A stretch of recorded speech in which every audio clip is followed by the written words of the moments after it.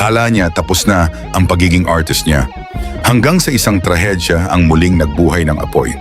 Pero bago ang lahat, i-comment mo naman sa baba kung taga saan ka para malaman ko kung saan umaabot ang video na ito.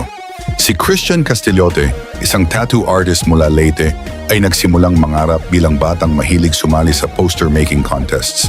Pero matapos ang high school, unti-unting nawala ang passion niya sa pagguhit.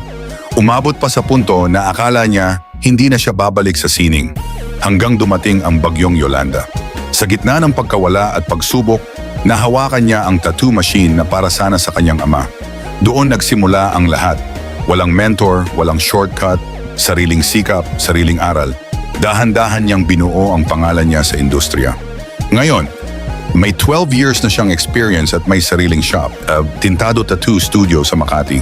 Ang signature style niya, Japanese Irazumi/Japanese Traditional, isang disiplinadong sining na hindi basta-basta natututunan. Sumali siya sa iba't ibang tattoo conventions. Dala ang layuning buhayin at palaguin ang ganitong estilo sa Pilipinas.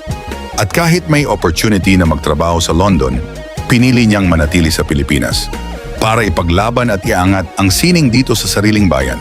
Hindi lahat ng tagumpay sinusukat sa awards. Minsan, nasa consistency, tiyaga, at respeto ng mga kliyente. At yun ang tunay na pundasyon ng isang artist tulad niya. Kung naghahanap ka ngayon ng tattoo artist pagdating sa Japanese traditional style, makikita mo ang shop ni Christian Castillote sa Makati City. I-follow mo ang page na to para sa mas marami pang kwento ng tattoo artists na inspiration. Stay random.